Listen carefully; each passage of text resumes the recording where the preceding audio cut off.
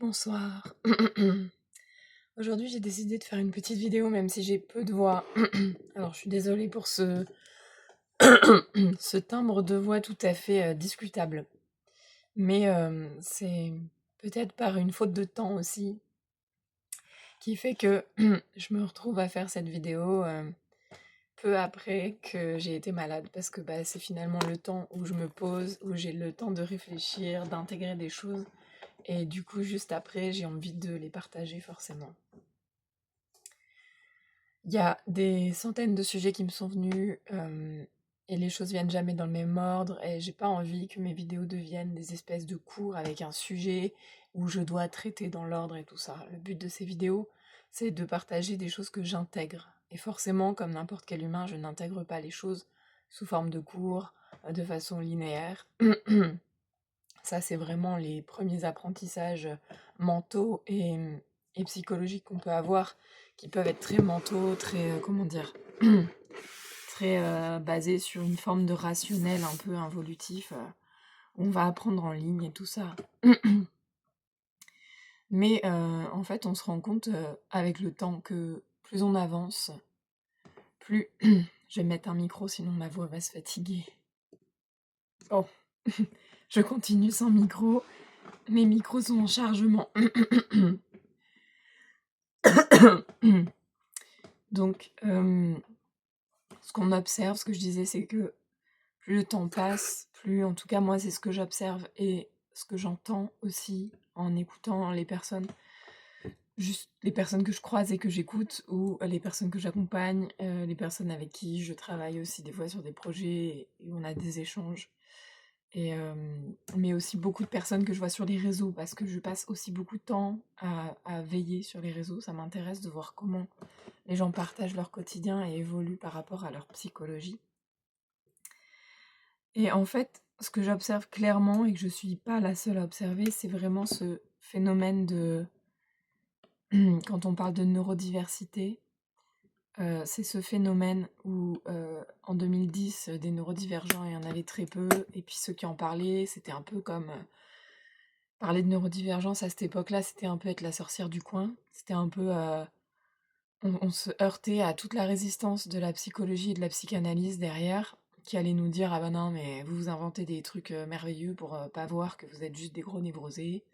Voilà. Puis après, il y a eu l'étape où «Ah ouais, mais non, la neurodivergence, c'est trop stylé, hein». Après, il y a eu l'étape où on a dit: «Ah bah non, la neurodivergence, c'est vraiment des gens qui veulent pas aller chez le psy et qui s'inventent un truc et qui s'auto-diagnostiquent». Ensuite, il y a eu l'étape où on a dit: «Ah bah non, la neurodivergence, au contraire, c'est des gens qui ont passé leur vie chez le psy et qui finissent par comprendre que ça se passe pas là où on croit et que c'est pas dans la tête et que c'est pas psychologique, leur différence et leur souffrance n'est pas psychologique». Ensuite, il y a eu, pour moi en tout cas, ça s'est passé dans cet ordre-là, j'ai découvert aussi tout ce que voulait dire l'autisme et tout ce qu'on appelait les troubles neurodéveloppementaux, l'autisme, le TDAH, l'hypersensibilité, le fait d'être HPI, HPE, HPS, hypersensible sensoriel dans le sens, voilà. Hem et plein d'autres appellations selon les pays, selon les modes, médicales, thérapeutiques et les appellations. Donc en fait, il y a eu plein de façons de voir. Après, moi quand je me suis formée en thérapie, j'ai aussi vu qu'il y a des modèles thérapeutiques qui offrent une autre vision, plus neurobiologique, sur le traumatisme et qui expliquent le lien entre neuroatypie et traumatisme. Très intéressant. Mais ça suffit pas à expliquer certaines neuroatypies, qui sont clairement innées, quoi. On arrive au monde, on est déjà comme ça. Alors bien sûr, on peut dire: «Ouais, mais les parents sont traumatisés, la famille est folle». Avec ma voix en plus, c'est crédible. Ma voix d'aujourd'hui. Mon Dieu, la grippe. Mais en fait, la question, c'est pas vraiment de savoir qui est fou ou qui ne l'est pas, c'est de savoir comment on vit avec ces différences-là. Et ces différences qui ne sont pas des choses qui vont s'arranger si on va voir un psy 10 fois, hein. Il y a des gens, des fois, qui croient que les neurodivergents sont vraiment des gens qui refusent d'aller chez le psy. Alors il y en a, mais ce sont pas les vrais neurodivergents, ça, ce sont des gens qui se découvrent une neurodivergence tardivement et qui, effectivement, n'ont pas envie d'entreprendre un travail introspectif et préfèrent juste s'étiqueter neurodivergent. et ça se respecte, ça s'explique tout à fait. Il y a des chemins de vie qui expliquent tout à fait et même des missions de vie, je dirais, sur le plan vraiment spirituel et réalisation de l'âme. Il y a vraiment des gens qui ont rien à faire chez le psy parce que expliquer des choses, tenter d'analyser, d'entrer en introspection, c'est pas leur truc. C'est pas comme ça qu'ils vont arriver à se connaître eux-mêmes. C'est pas à travers ça. Bon bah c'est comme ça. C'est triste pour eux parce que c'est des gens qui vont pouvoir vraiment réduire leur capacité relationnelle jusqu'à un point où ils peuvent finir très seuls. Mais c'est comme ça. Il y a des vies où c'est pas prévu de se réveiller, ou alors c'est prévu de se réveiller, mais pas à travers le lien humain. Voilà, il y a plein de cas de figure qui peuvent expliquer ça. Mais on va pas traiter ce sujet aujourd'hui. Aujourd'hui, j'ai pas décidé du sujet, mais je vois que entre ce qui tournait dans ma tête avant de décider de faire la vidéo et ce qui est en train de venir maintenant, ça se clarifie un petit peu. Euh, Ce dont j'ai envie de vous parler là, qui est assez clair pour moi, c'est vraiment... je vois passer plein de façons de parler de neurodivergence et de traumatisme et du lien entre les deux, et de la façon dont on le gère au quotidien et de la façon dont la société lui fait sa place ou pas, et à quel degré et dans quel cadre de la société, dans quelles échelles sociales, dans quel lieu, dans quelle culture il y a la place et dans quelle culture on n'y fait pas la place et à quoi on fait la place. Il y a des cultures où on fait la place à la différence beaucoup plus facilement. On part du principe que les gens sont des individus et que bah, c'est naturel d'aller vers l'autre, de l'intégrer, de trouver une façon de l'intégrer. Et c'est souvent des cultures qui sont aussi basées beaucoup plus sur la famille, sur l'entraide, etc., plus solidaires. Par contre, dans ces cultures-là, parler de neurodivergence, comment dire, aller analyser l'intérieur du cerveau et la façon dont les neurones se connectent, c'est pas forcément inclus dans la culture et ça peut paraître un peu de la science-fiction. À l'inverse, il y a d'autres cultures où on va être très attentif au côté médical froid et tout ça. Je pense à la culture américaine où on va vraiment, certains autistes servent un peu de rat de laboratoire pour tester des tas de médocs et des tas de machins. Et comme c'est périn financièrement, alors on va financer des tas d'études sur le cerveau, sur le fonctionnement du cerveau, et on va trouver des TDAH, des TDI, les TDI, les TD, je sais pas quoi, les troubles de personnalité, et on va trouver les compositions parfaites qui définissent la personne, et puis on va inventer un médicament magique, et puis voilà. Et puis on va avoir des parts de marché dessus. Donc j'en parle en riant parce que je préfère, sinon on pleure tous, hein. Mais en gros, c'est ça, c'est il y a vraiment, selon les pays et selon les cultures, et là je parle de témoignages humains, je ne vais pas sur ce qui est dit dans les médias et tout ça. Moi, les médias, ça m'intéresse pas, hein. Je prends mes témoignages soit auprès de vraies personnes avec qui j'ai parlé en direct, en France ou à l'étranger, soit auprès de personnes euh, que je suis sur les réseaux et que je suis assidûment, et dont je capte la psychologie, l'évolution et la dynamique vraiment sur la durée. Et donc leurs informations, j'y crois parce que je sens que c'est de leur expérience et c'est pas des choses rapportées pour faire le buzz. Voilà. Je précise un peu mes sources. Parce que pour moi, la meilleure source, c'est l'humain. C'est pas les journaux, c'est pas quelqu'un qui a un diplôme, c'est pas... Non, c'est l'humain, la réalité du terrain. Et c'est aussi, évidemment, les personnes que j'accompagne. Mais pas que. C'est aussi des situations humaines que j'observe, parce que j'observe beaucoup, à défaut d'être inclus dans les dynamiques humaines facilement, puisque je suis moi-même neurodivergente, donc j'ai ce step back par rapport à la vie et par rapport à la société, et j'ai toujours un regard un peu extérieur. À défaut de faire partie du game, j'observe le game beaucoup, beaucoup, beaucoup, beaucoup. Je passe des heures à observer. Et voilà, pas à juger, juste à l'observer, et des fois c'est amusant, des fois c'est très triste, mais en tout cas j'apprends beaucoup en faisant comme ça. Pour en revenir à notre sujet, quand on parle de neurodivergence en France, il y a beaucoup de... Comment dire? Il y a beaucoup de visions différentes. Il y a la psychanalyse qui va dire: «Ah non, mais ça n'existe pas du tout, c'est des traumatismes, ou c'est un complexe d'Oedipe pas fini, ou c'est ceci ou cela, ou c'est des stades pas traversés». Bref, bon, c'est un langage qui est un peu un peu mal compris, que moi les premières fois que j'ai entendu le langage un peu freudien, psychanalytique, je vous le dis, hein, franchement, les premières fois que j'ai entendu ça, je me suis dit: «Mais ils sont tous cons, c'est pas possible, quoi. Il y a rien de bon là-dedans». Après, avec le recul, je me rends compte que ça peut être une séance initiatique si elle est vécue vraiment bien. Si, cette analyse, elle est vécue avec intelligence et qu'elle est intégrée. Donc ça dépend de la personne, en fait, qui guide l'analyse. Ça dépend pas, de la méthode. Voilà, et c'est pareil pour toutes les thérapies. Il y a des thérapies extrêmement modernes qui sont faites n'importe comment à la va-vite et qui sont vendues, hors de prix. Et puis, les mêmes thérapies extrêmement modernes, et on peut les regarder aussi comme des nouvelles sciences qui débarquent et qui, en tout cas par les personnes qui les canalisent et qui les comprennent, qui sont vraiment des ressources. Après, ça peut être un peu fouillis au début de les comprendre et d'y accéder parce que ça demande d'avoir déjà, débroussaillé un certain nombre de choses en soi, d'avoir déjà des connaissances, de comprendre un certain nombre de mots et de langages. Donc ça peut être compliqué. Mais en gros, ce que j'observe, c'est que peu importe le chemin de thérapie qu'on va suivre, heu et quand je parle de thérapie, c'est comment accéder à son âme et ça n'a rien à voir avec les thérapies, qui vouent, à l'individu à devenir, uniforme et à fonctionner dans la société. C'est pas du tout de ça dont je parle quand je parle de thérapie.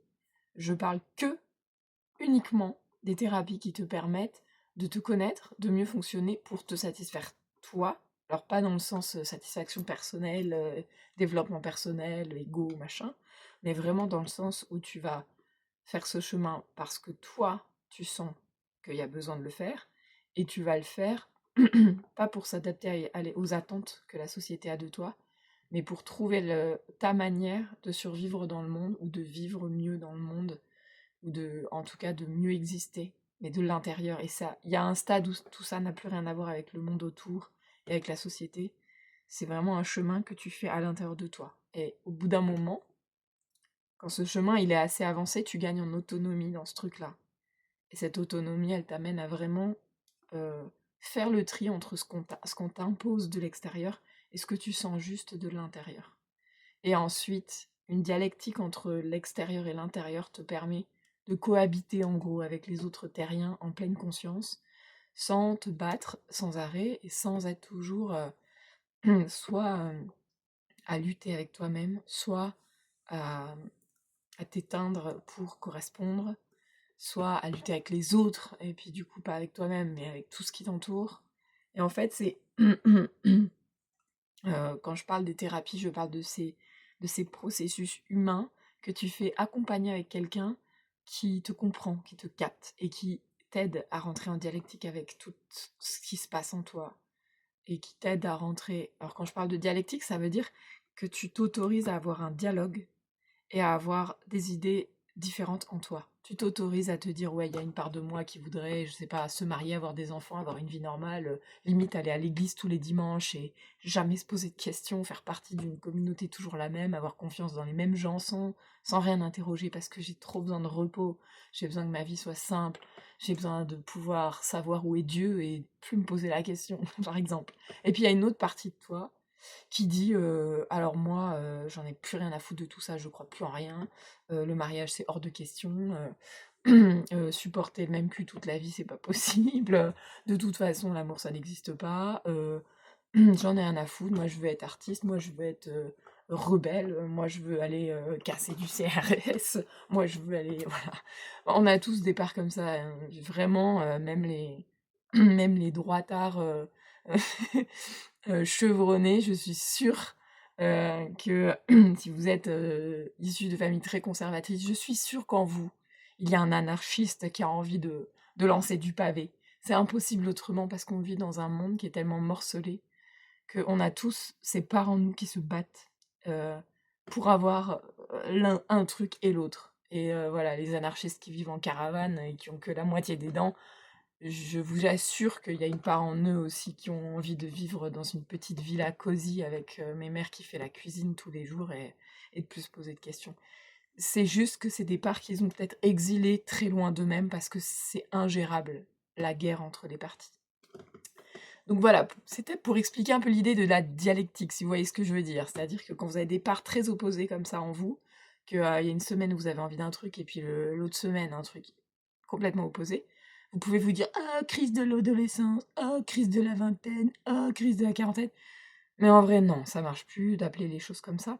On s'aperçoit bien que la vie allant de plus en plus vite, nos cerveaux étant de plus en plus performants, désolée de le dire, mais oui, hein, il y a une certaine performance. Et surtout, la conscience essaye de forcer quand même l'espèce humaine à s'intelligencer. Nouveau verbe! Donc on peut plus se couper de son intelligence toute une vie et vivre comme des, voilà, chevreuils en boîte avec une seule partie de nous-mêmes et occulter tout le reste, ça marche plus. Si on vit comme ça, notre vie devient un enfer assez vite. Donc, tout ça pour vous dire, la dialectique, c'est hyper important. Avoir quelqu'un avec qui vous pouvez séparer ses parts en vous. Et quelqu'un qui va prendre... Il s'agit pas simplement de comprendre mentalement, ah oui, j'ai 2 parts en moi qui se battent, bon alors je vais les faire discuter et puis on va bien s'entendre. Parce qu'il faut une troisième personne qui soit capable d'accueillir ces parts et de les faire discuter. Là, je parle de parts, je fais un peu référence au système IFS, Internal Family System, qui est une thérapie parmi tant d'autres. Mais en fait, ce truc de part, on le retrouve dans plein d'autres thérapies, juste on le gère différemment.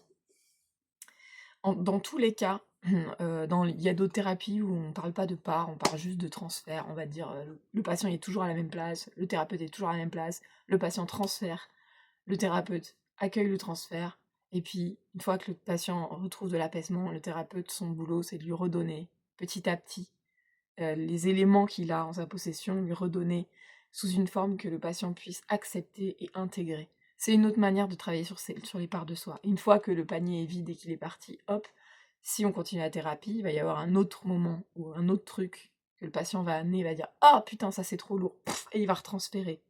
Et ça va marcher comme ça, par bout de transfert en fait. La taille du transfert et tout ça, ça dépend de la capacité de réception du thérapeute, et ça dépend de la capacité à transférer du patient, donc la capacité à aussi faire confiance dans la relation et à s'appuyer sur le lien. Voilà, ça dépend de plein de choses. J'ai pas étudié ça à la fac. Tout ce que je vous dis, c'est ce que j'ai compris de la vie réelle et des discussions et des formations aussi que j'ai faites, parce que j'ai quand même fait quelques formations. Et quand je vais en formation, je me contente pas d'écouter le prof, parce qu'en général, je dors pendant l'exposé du prof. Ce que je fais, c'est que je discute avec les pros qui sont dans le métier depuis 20-40 ans, pour avoir leur expérience, pour écouter ce qu'ils disent, pour écouter leur langage, comprendre ce qu'ils disent. Quand il y a un mot que je comprends pas, hop, le soir, je vais aller checker ce que c'est. Et je crée mon propre réseau de connexion et ma propre compréhension du sujet à partir de ça. Ça n'a rien à voir avec le fait de suivre et de boire les paroles d'un prof et de recracher des mots tout simples. Faire des phrases et des idées qui appartiennent aux autres. Donc je précise, voilà, c'est ça ma formation. Elle est pas... On peut penser que c'est du chiquet si on n'est pas habitué à ce genre d'apprentissage.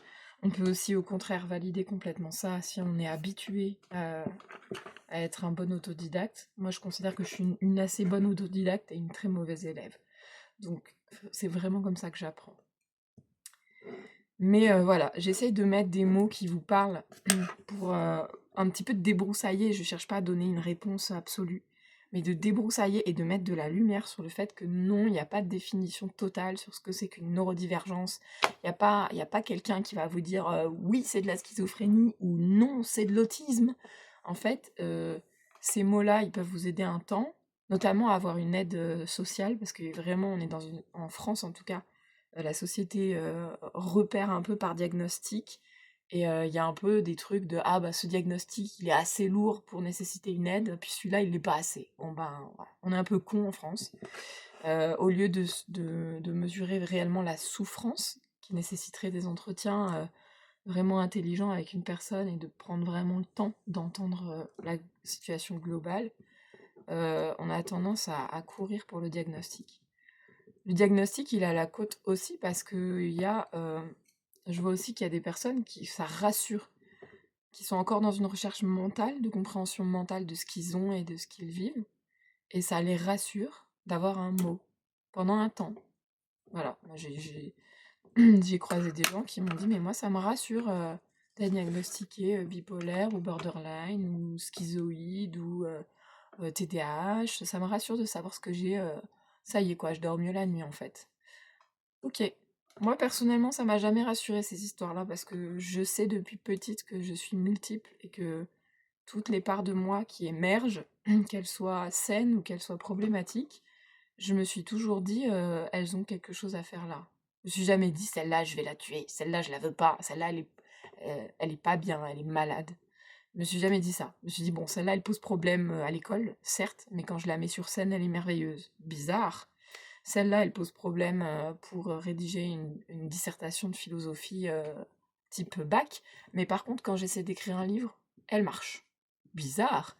Donc en fait, il y a aussi ce truc, le diagnostic, il est aussi fait par la société. C'est la société qui décide, enfin la société ou l'État ou voilà, un peu le système un peu matricé, hein, quand même, faut bien reconnaître, qui va décider, que, telle qualité est voulue à tel moment parce que ça sert le système. Mais en fait, le système n'est pas l'évolution. C'est 2 choses très, très parallèles. Il y a vraiment 2 mondes parallèles. On pourrait résumer ça comme ça. Dire qu'il y a vraiment, un système humain qui s'entretient comme, un peu comme la différence, c'est une analogie, hein, c'est pas la vérité. C'est juste une image. Mais c'est un peu comme la différence entre les gens qui vont travailler à l'usine et les gens qui vont, créer leur propre petite, échoppe pour vendre, leurs petits légumes, qu'ils ont poussés dans leur propre jardin. Ou bien, vendre leur pain, ou bien, créer des sacs à main, voilà. Donc là, c'est un peu, le rêve de: «Ah ouais, alors, d'accord, alors si je travaille plus pour une grosse entreprise et que je crée mon propre job, je sors de la matrice». Non, pas du tout. Pas du tout. C'est vraiment juste une image, ne tombez pas dans le piège de croire que c'est ça la solution, ça n'a rien à voir. Par contre, ce qui est vrai, c'est que quand vous vous transformez à l'intérieur au point que votre conscience, elle se décolle du système un peu répétitif et aliénant, il y a un moment où en effet, vous pourrez plus travailler à l'usine.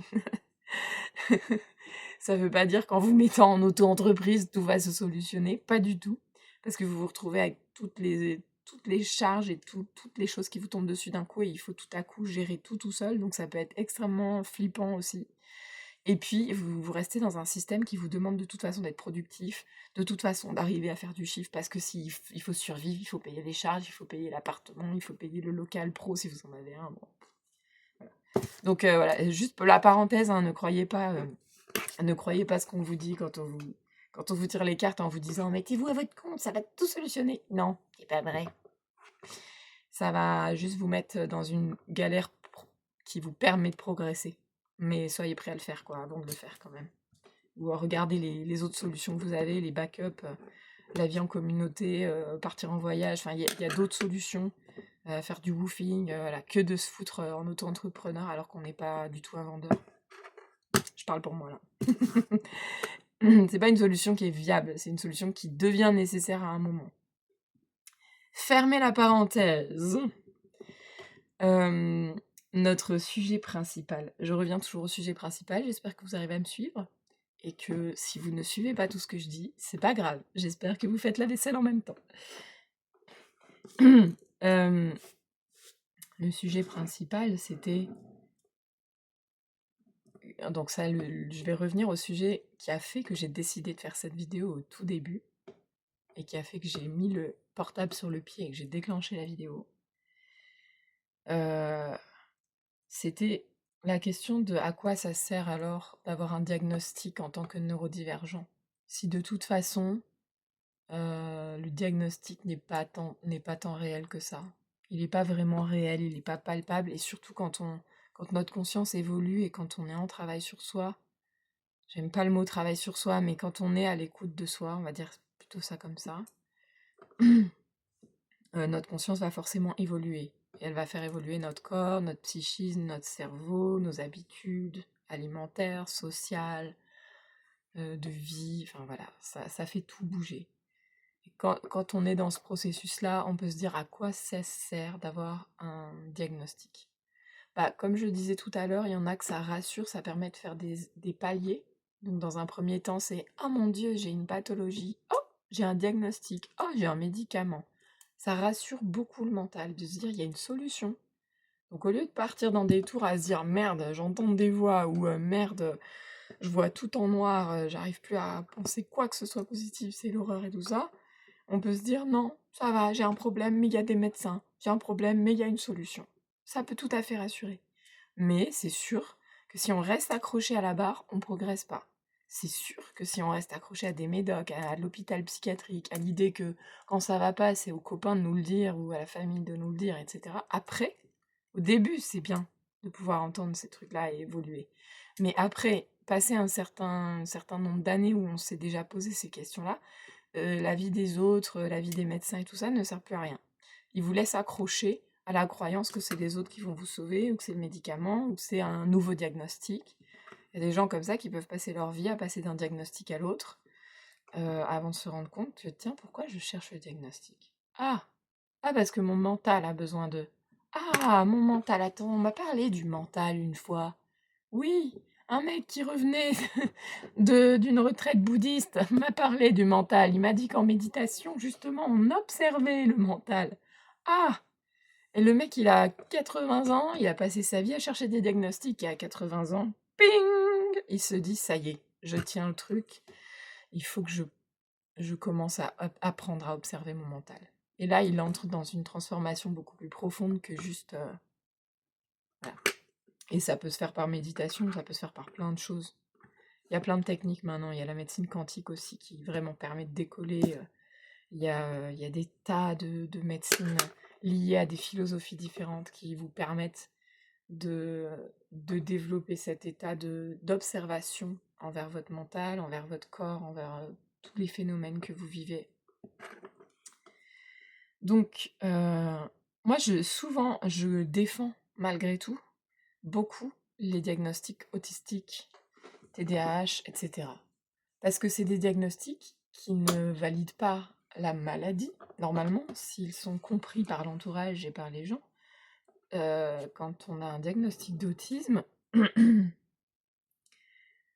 ça n'a absolument rien à voir avec ce qu'on s'imagine des autistes en 1950, enfermés dans des asiles qui se tapent la tête contre le mur et dont toute la famille doit faire le deuil. Ça n'a rien à voir avec ça. Il se trouve que oui, il y a encore des deuils familiaux liés à l'autisme. J'en suis un exemple concret. Ça, c'est quand la famille refuse, tout simplement. Et là, non, non, t'es pas autiste. Non, on refuse complètement. On veut pas savoir. Ah bah, du coup, là, il y a le deuil. Ils font le deuil de la personne qu'ils ne veulent plus accepter telle qu'elle est. Effectivement. Mais c'est le même deuil que si j'étais partie en me rasant la tête et en intégrant un monastère en Inde pour méditer jusqu'à la fin de ma vie.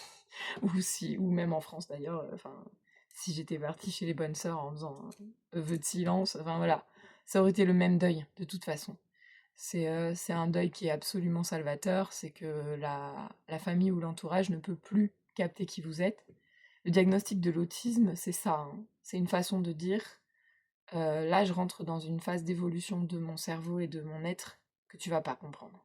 Et que tu pourras pas comprendre. Si tu l'as pas vécu, en tout cas, tu pourras pas le comprendre.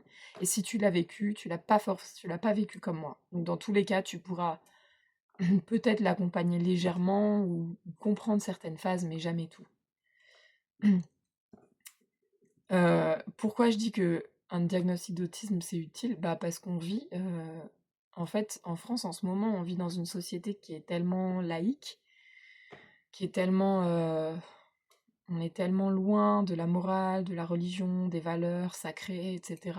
Et je parle pas que de la religion, il y a tout ce qui est tout le sacré. Pour moi, le vrai sacré, il est complètement païen, il est complètement lié à la nature, aux astres, à la compréhension de... Je vois ma batterie de portable qui est faible. Ah, j'arrive tout de suite. Je disais donc pour moi le sacré est lié à la compréhension du monde et du cosmos bien plus qu'aux religions. Mais il y a des personnes qui n'ont pas forcément cette ouverture-là, qui vont pas aller chercher par eux-mêmes des choses qui les éveillent. Et je reconnais tout à fait l'utilité des communautés, des religions, des, des pratiques, disons, collectives et voilà, et des philosophies liées au spirituel. Cependant, c'est pas à ça que j'invite aujourd'hui. Je pense que c'est vraiment une utilité, que ça sert, une forme d'évolution qu'on appelle En sciences initiatiques, on appelle ça l'involution, c'est-à-dire tout ce qui sert au développement de l'ego, tout ce qui sert au développement de la force brute, tout ce qui sert au développement voilà, du cerveau, de la compréhension, de savoir se nourrir, se créer un abri, voilà, tout ce qui sert à la survie d'une espèce. Et puis il arrive un moment où, hors de la survie, on a envie de s'épanouir et d'exister en tant qu'être plus profondément. Et là, on rentre dans les sciences initiatiques. Et les premières sciences initiatiques en Europe, bah forcément, ça va vers la psychologie. Voilà. Mais ça va vers la psychologie parce que c'est très masculinisé, parce que c'est Freud qui a parlé en premier, parce que les livres étaient écrits par les hommes, en tout cas, ceux qui étaient vendus et pas brûlés. Euh, et en fait, s'il y a eu tout ça, c'est aussi parce qu'avant ça, on a fait taire aussi toute une génération de femmes qui savaient, de femmes qui étaient intuitives, qui se transmettaient des connaissances, à l'oral, mais peut-être aussi à l'écrit, et on a brûlé beaucoup d'écrits. On a brûlé aussi beaucoup de sorcières, de femmes sages, qu'on a appelées sorcières et qu'on a brûlées. Bref, il y a eu toute cette époque où on a vraiment décidé de faire main basse sur toute une partie de la connaissance, en disant c'est pas possible, on veut rien entendre, on veut que le monde soit patriarcal, on veut que, on veut que, on veut que. Moi j'étais pas là, perso, je sais pas pourquoi ils ont pris ces décisions. Le monde a ses raisons que la raison ferait bien d'ignorer de temps en temps. Toujours est-il qu'on est là à une phase où se reconnecter avec nos capacités à comprendre le cosmos, etc., c'est aussi repasser à travers des petits traumas de sorcières brûlées et d'odeurs de bûcher. Voilà. Donc ça peut être vraiment vertigineux. Vous pouvez avoir peur des sciences initiatiques tout simplement pour ça. Ça peut être juste ça. Vous pouvez avoir une mémoire d'avoir été cramée en tant que sorcière ou que ça peut être une mémoire de vie antérieure, si vous croyez aux vies antérieures, mais ça peut être une mémoire transgénérationnelle qui vient d'une grand-mère ou d'une arrière-arrière-arrière-grand-mère qui a été cramée parce qu'on l'avait vu parler à un corbeau. Enfin bon, des fois, hein, c'est des trucs, ou à un chat, ou soigner des animaux alors qu'elle n'avait pas étudié la médecine. Enfin voilà, des trucs, des fois... Aujourd'hui, on crame plus les gens pour ça. On les fait taire, on les exclut, on les discrédite. Mais parce que l'espèce humaine est dans cette phase où elle a besoin de laver son esprit. Et pour laver son esprit, elle fait quoi? Elle sort sa connerie. Ça passe beaucoup par les réseaux sociaux. On poste un sujet et dessous il y a des commentaires. Et dans les commentaires, t'as les gens qui sont pros et puis les détracteurs. Les détracteurs, ils font quoi? Ils vident leur tête, ils vident leurs conneries. Ils ont besoin juste de sortir leurs conneries quelque part, de transférer. Voilà. Et c'est pour ça que les réseaux sociaux marchent autant en ce moment, c'est que l'humanité a besoin de transférer. De transférer tout le vécu, toutes les mémoires. Il se passe un truc quelque part, on crie au génocide, on crie à la Gestapo, on crie au truc, alors que dans la réalité exacte de ce qui se passe, c'est pas les mêmes choses. Mais ça nous rappelle à des mémoires collectives, et il se rejoue des dynamiques. Je dis pas que c'est pas vrai, hein, quand l'ICE, elle va chercher des gens chez eux, là, aux États-Unis, et qu'elle les enferme dans des... Enfin, il y a des trucs immondes qui se passent. Mais ça se passe parce que la mémoire collective réactive des stratagèmes immondes qui viennent des mémoires passées qui sont là sur la Terre, et que quand on n'arrive pas à choper ça au vol, le mécanisme se répète. Mais si notre conscience évolue, si au milieu de ces mécanismes, il y a quelques personnes réveillées, les mécanismes se dissolvent. Et c'est pour ça que quand je dis il se passe un truc à l'autre bout du monde et ça y est, on crie au génocide, c'est pas pour être cynique sur les vrais génocides qui se passent encore, c'est pour savoir que si à l'intérieur de votre conscience, vous pouvez développer cet état d'esprit où vous dites ah ça c'est les mémoires, et moi je veux pas jouer là-dedans. Je vais pas mettre ma croyance là-dedans, je vais pas soutenir la croyance que oui ça va se passer, parce que si j'y crois, je donne de la force à un mécanisme collectif de croyance. Et vous pensez peut-être que ce que vous croyez dans votre tête n'a pas d'impact sur les autres, mais ben, allez lire quelques livres là-dessus, il y en a bien assez, pour vous rendre compte que ce que vous pensez dans le coin de votre petite tête, je sais plus quel écrivain avait écrit là-dessus d'ailleurs, euh, je sais plus, j'ai pas les cultures des noms littéraires en France, hein. Mais c'est ce fameux truc de vous dites un tout petit truc contre quelqu'un au coin du feu seul, et même si personne vous a entendu, soyez bien sûr que ce que vous avez dit, la petite médisance que vous avez sortie sur quelqu'un, est passée par la fenêtre, elle est allée le trouver jusque dans son jardin et elle lui a murmuré à l'oreille votre nom. Est-ce que vous lui avez dit? Je sais plus le nom. Si jamais vous connaissez l'auteur ou la tirade qui va avec ça, ou le poème, je sais plus. Je sais plus à quel écrivain ça appartient, mais mettez-le en commentaire, s'il vous plaît. J'aimerais vraiment retrouver la citation exacte. Mais voilà, ça c'est pour la culture française. Mais après, il y a des tas de cultures sur tout ce qui est la neuro, la quantique et tout ça, la PNL. Enfin bon, voilà, maintenant, il y a plein de sciences qui étudient le cerveau et le lien entre nos pensées, nos actes, et puis nos pensées et les manifestations extérieures. Tout ça ne se sont pas des hasards. Ces sciences-là, si elles arrivent maintenant en bloc et qu'on en fait une mode, c'est parce qu'il y a besoin que ce soit une mode. Cette idée-là, d'ailleurs, merci Lulumineuse. Si vous avez envie d'aller voir quelqu'un de moins pessimiste, plus maternant, plus doux et beaucoup plus avancé que moi en sciences initiatiques, allez voir Lulumineuse. Elle est sur YouTube, elle a pas de compte, mais elle dispatche ses enseignements quand même sur YouTube. Fin de la parenthèse. Donc en gros, ce que je dis, c'est que il y a plein de... Oh, je me suis perdue. J'attends que ça revienne.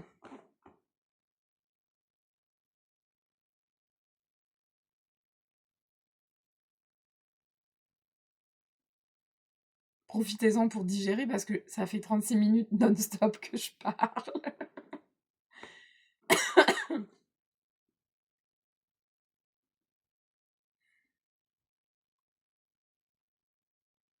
On arrive à la fin de la vidéo, mais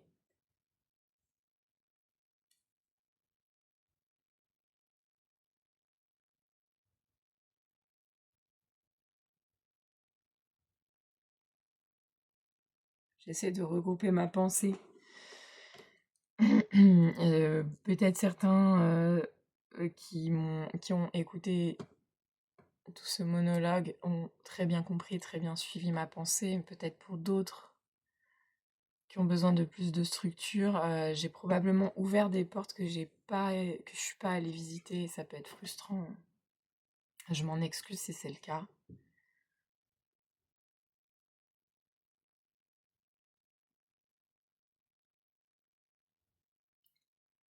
Pour revenir au sujet principal, le diagnostic pour les personnes autistes, TDAH, neurodivergentes, peu importe si vous considérez que votre neurodivergence, elle vient de traumatisme et que vous avez envie de soigner vos traumas par la thérapie active, ou si vous considérez que vous êtes comme ça, que vous avez besoin que ce soit accepté par votre entourage et que la vie va faire son œuvre, et que vous n'avez pas forcément envie de tout analyser, ce qui est totalement compréhensible. Du moment que vos traumatismes ne vont pas blesser et ne vont pas aller détruire les autres, peu importe la façon dont vous décidez de les intégrer.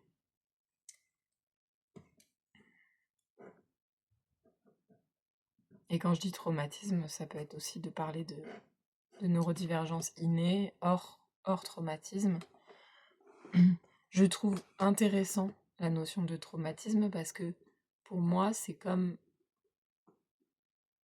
si dans la pensée humaine, il y avait des cailloux, des petits cailloux noirs partout. Vous avez beau avoir des super belles pensées lumineuses, belles, qui viennent de votre cœur, bah de temps en temps, il y a des cailloux. Et en fait,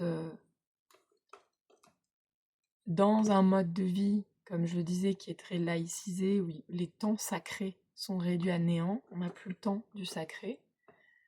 Quand vous voyez comment les actes sacrés se passent, c'est assez grave, hein, les actes sexuels, les naissances. Maintenant, il n'y a plus rien de sacré. Enfin, en tout cas, si vous comptez sur le système social et tout ça, on ne vous laisse plus le temps du sacré, on ne vous laisse plus aucun espace. C'est l'abattoir. Vous allez accoucher, mais c'est comme si on allait abattre un veau, quoi. On vous le sort du bide, hop, on lui met une étiquette, tac, tac, tac. Allez, madame, on vérifie que vous savez lui donner un bain. Envoyez, c'est pesé. Pareil pour les rencontres et pour la sexualité, qui est n'importe quoi. Voilà, c'est censé être un truc sacré parce que c'est censé être un truc qui nous rappelle à notre divinité, à notre esprit le plus profond et le plus entier. Et au lieu de ça, c'est devenu un biais de consommation totale, voilà. Et ça, c'est pas je suis pas, la personne qui en parle le plus, mais ça s voilà, j'ai fait quand même une vidéo là-dessus. Je crois que ça s'appelle «Stratégie relationnelle et abstinence», un truc comme ça. Alors le terme donne peut-être pas très envie, mais c'est quand même intéressant de se poser la question. Il y a plein d'autres personnes qui en parlent, même mieux que moi, avec plus de patience et d'amour que moi. Hem, c'est pas pour me clasher que je dis ça, c'est parce que je sais très bien que ma façon de parler peut ne pas convenir à certains et surtout pour pas pour tous les sujets.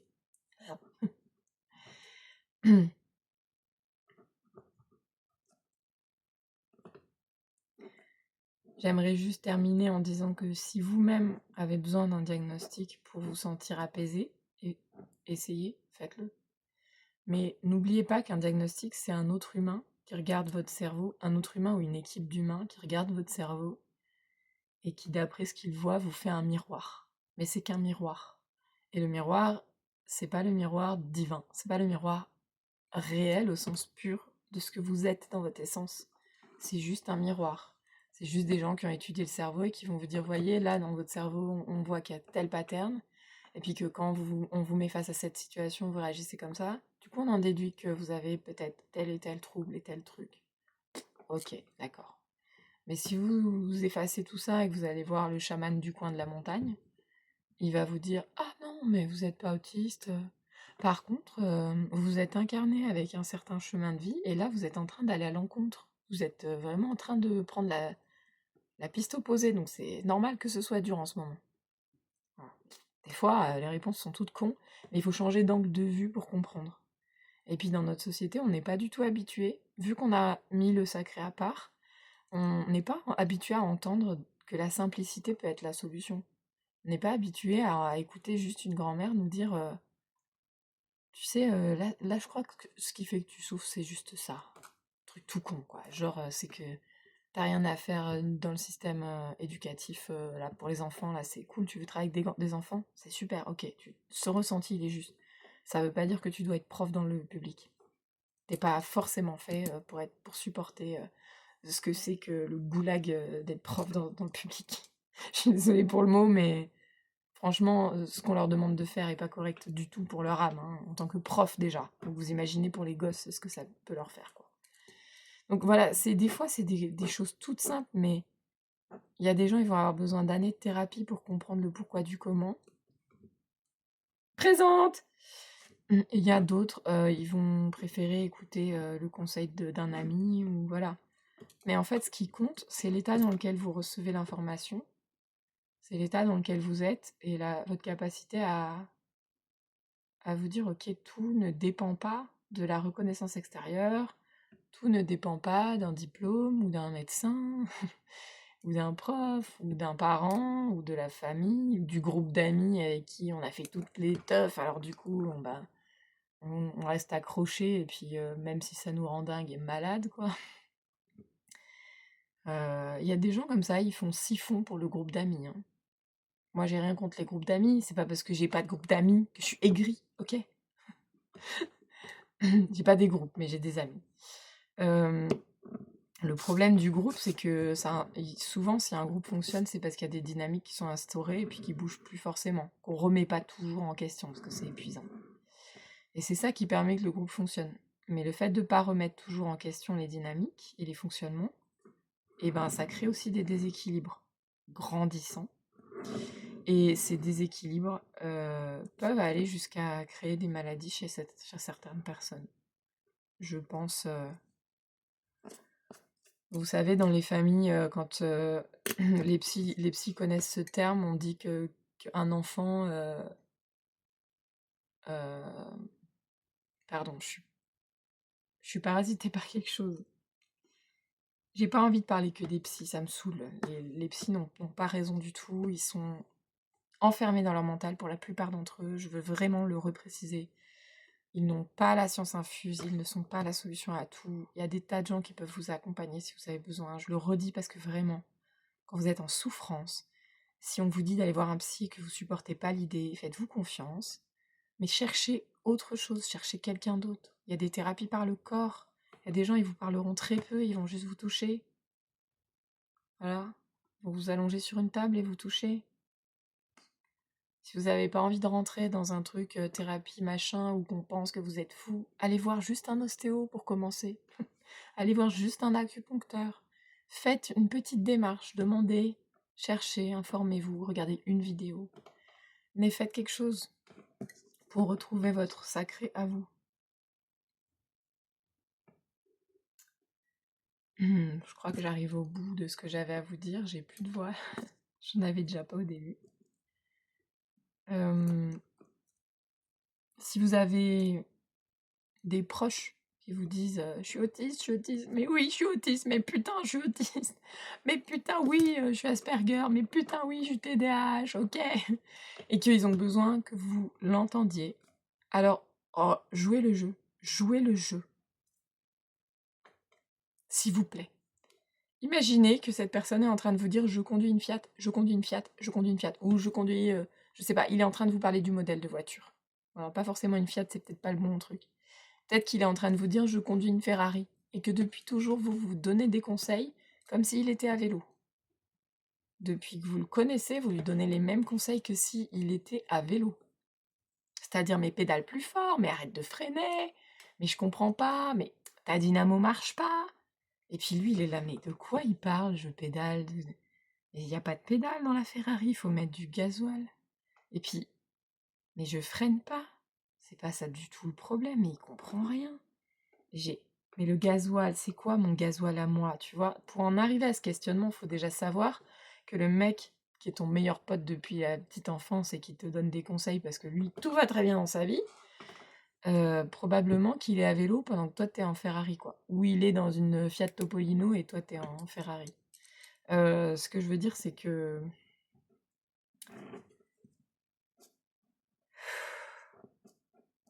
c'est des évidences, mais voilà, je les répète.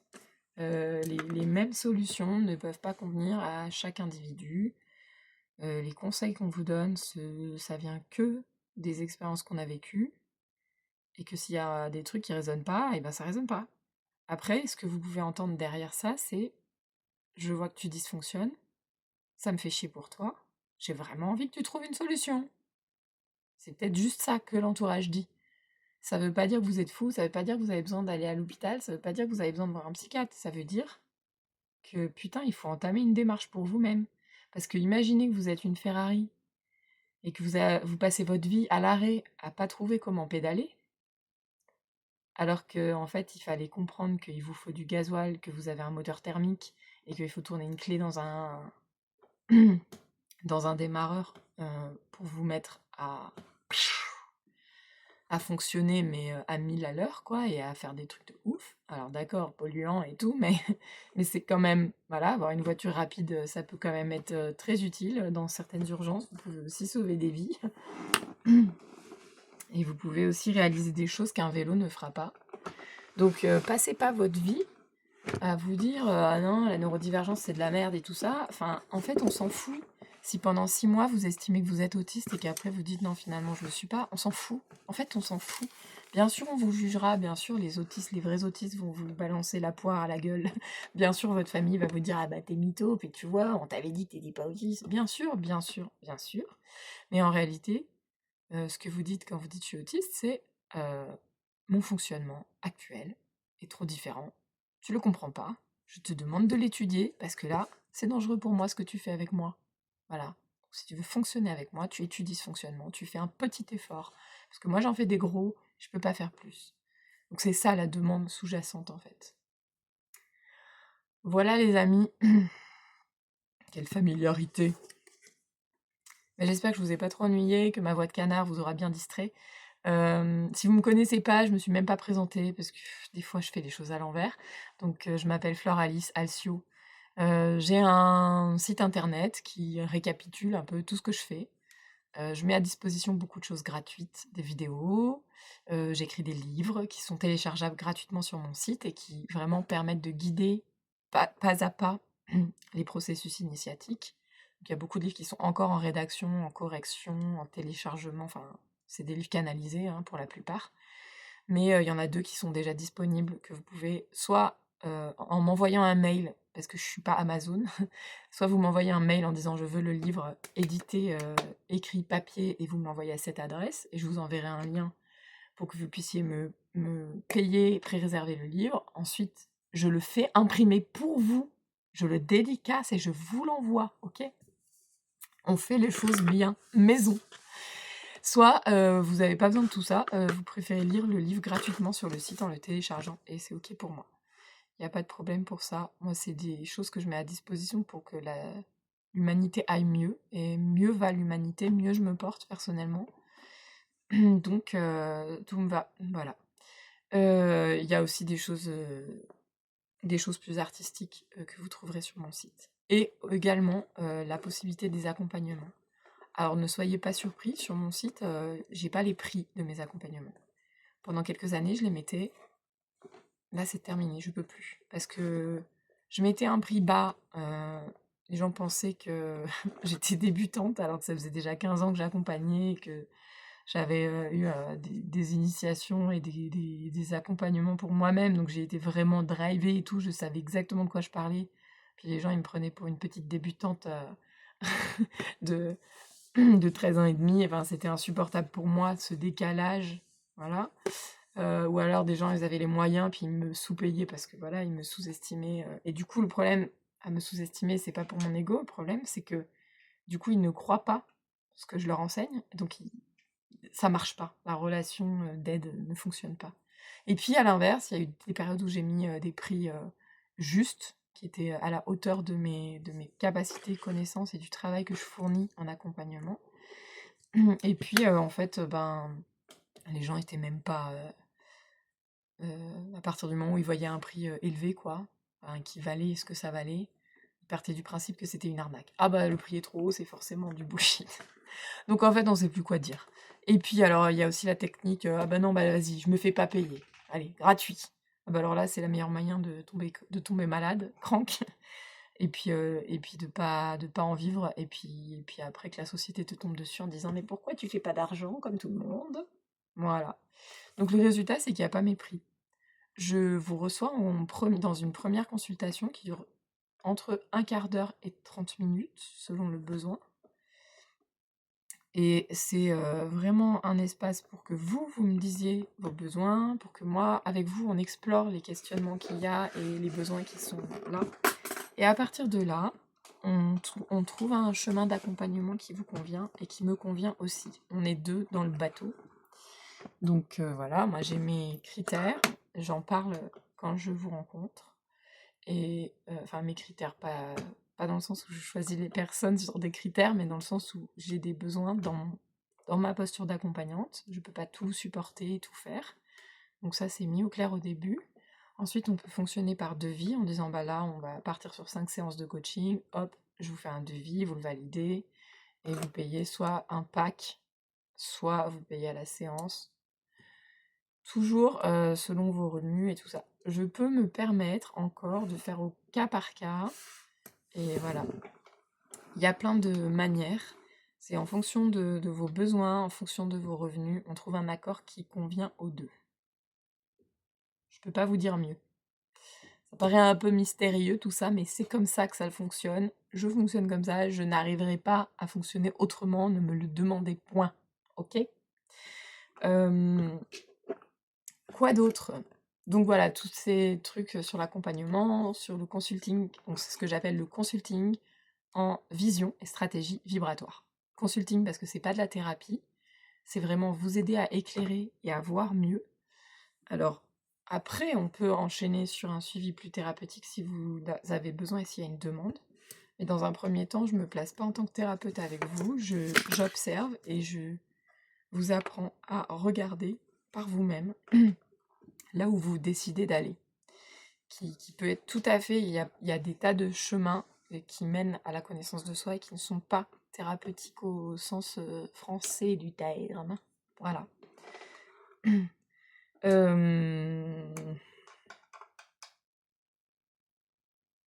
crois que c'est bon là. Je crois que j'ai tout dit. Bah, n'hésitez pas à me contacter en tout cas si vous avez besoin d'un accompagnement et que vous avez des questions par rapport à ça. Première un quart d'heure à 30 minutes maxi, c'est gratuit.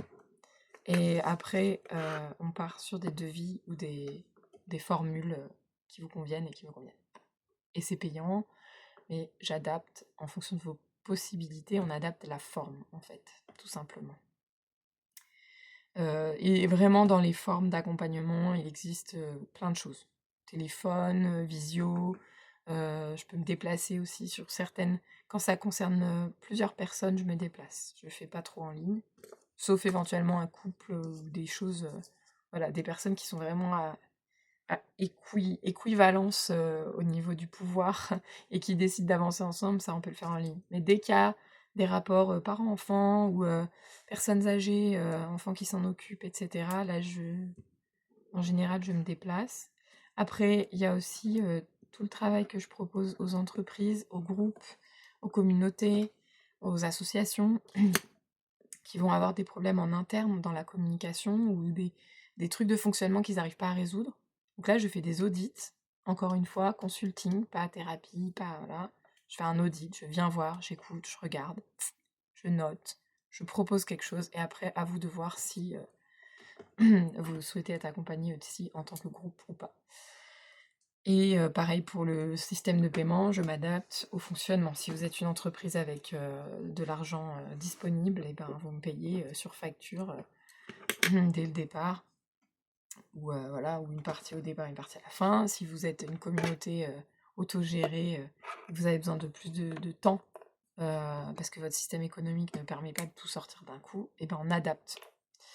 Voilà. Que dire d'autre? J'espère que ça vous aura quand même un peu guidé. Voilà, c'est un format tout à fait comme il est. Et que si ça vous convient pas, ah oui, j'aurais dû le dire en début de vidéo, mais bon voilà. Comment vous dire? Ces vidéos ne sont pas faites. Des fois, il y a des gens qui regardent mes vidéos qui sont pas du tout informés, qui n'ont pas du tout le langage, qui comprennent pas du tout ce que je dis. C'est ok d'être curieux et de venir voir des choses que vous comprenez pas. C'est ok, moi je le fais aussi des fois. Par contre, il y a quand même des règles d'or à respecter. Si vous voulez que votre commentaire soit lu et que j'y réponde, et qu'il soit pas supprimé directement, parce que je modère un peu, il y a quand même quelques règles d'or. Notamment, ne rentrez pas dans un rapport, exactement de même que moi je le fais pas avec vous. Ne rentrez pas dans un rapport où vous voulez m'aider et me psychologiser. Okay. Moi, je psychologise pas les gens, je les pathologise pas non plus. C'est pas du tout dans mes croyances de dire oui, j'ai des patients, alors il a telle pathologie, j'ai un cas, puis un autre cas. Alors, jamais je vais parler des gens comme ça. Merci de pas tenter de le faire avec moi. Vous pouvez tout à fait penser que, étant donné mon discours, mon positionnement, ma façon de faire des vidéos qui n'ont jamais la même forme, mon côté artiste, voilà, vous pouvez penser ce que vous voulez, projeter des tas de trucs sur moi. N'oubliez pas que c'est quand même, ça reste vos projections et vos croyances sur moi. Le meilleur moyen de savoir si je suis une bonne personne pour vous accompagner, ben, c'est de me rencontrer en individuel sur votre problématique à vous, et pas de se baser sur ce que je partage dans mes vidéos. Dans mes vidéos, je me mets aussi parfois un peu à disposition, je joue un peu, euh, comment dire, c'est pas que je mens ou que je raconte des cracks, c'est que je joue de ce qui m'arrive dans ma vraie vie. Donc notamment, je parle de ma neurodivergence, de mes dysfonctionnements, etc., sociaux et de mes limites, de ma fatigabilité, des choses comme ça, pour que vous vous rendiez compte que ce que je vous dis, je l'ai expérimenté, je le connais, je l'ai compris, je l'ai intégré, et que quand j'accompagne pas à partir de l'idée que je vais me faire du fric sur des gens qui se croient neurodivergents. C'est pas du tout ça. J'accompagne à partir du ressenti profond que les neurodivergents ont absolument besoin d'aide et de soutien pour survivre dans cette société. C'est vraiment vital. C'est vital pour pas mal de gens. J'en ai entièrement conscience, et c'est pour ça que je me place pas en tant que thérapeute, parce que je veux pas la responsabilité non plus de la vie psychique entière d'une personne. Par contre, je me place en tant que spécialiste très pointue de certains sujets dont je parle ici, par exemple, et d'autres, je les explique sur mon site. Et je sais ce que je sais. Voilà, c'est tout. Ça veut dire que si vous venez avec une problématique que je ne peux pas régler, que je n'ai pas expérimenté, que je ne connais pas, et bah, soit la problématique en elle-même n'est pas le point principal et je vais le voir tout de suite et je vais me dire tiens, cette personne n'est pas venue pour rien vers moi.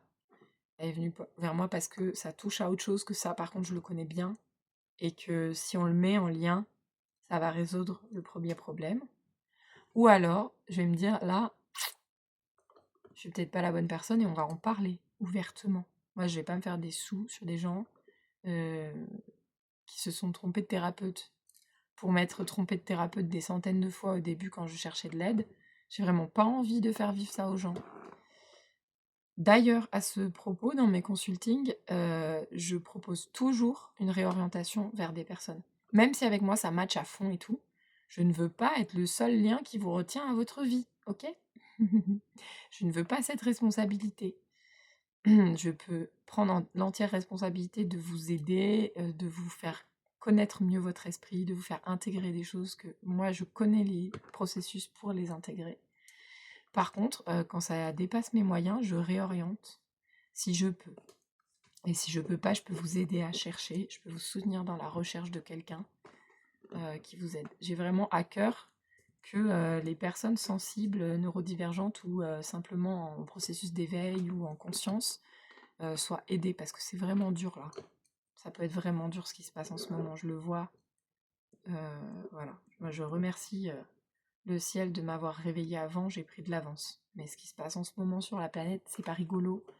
Et j'ai vraiment, je mesure vraiment que c'est pas rigolo. Voilà. Donc mon intérêt d'être là, de vous parler, de vous accueillir en consulte si vous en avez envie, ça vient uniquement de cette envie de soutenir les personnes qui risquent cette évolution intérieure.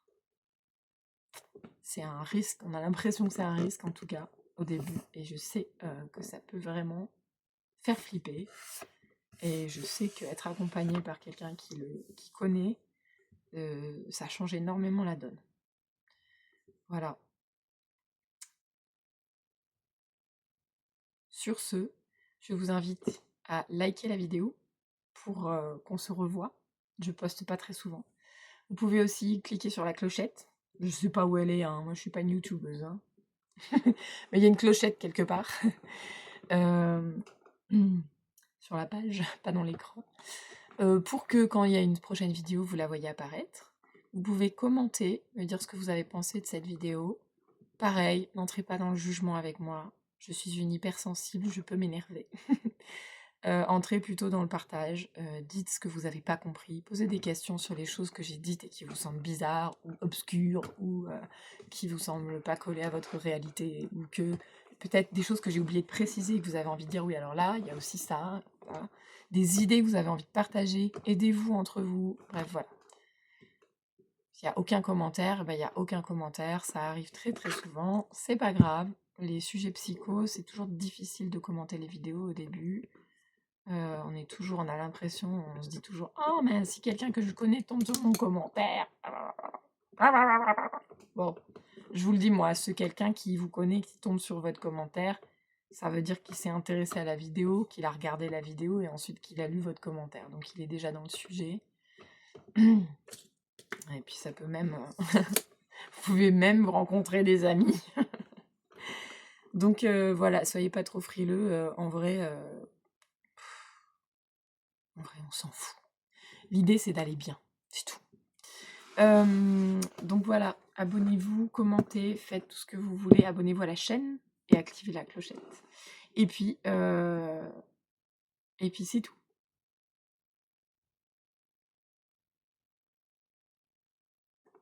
C'est tout. Ah bye bye!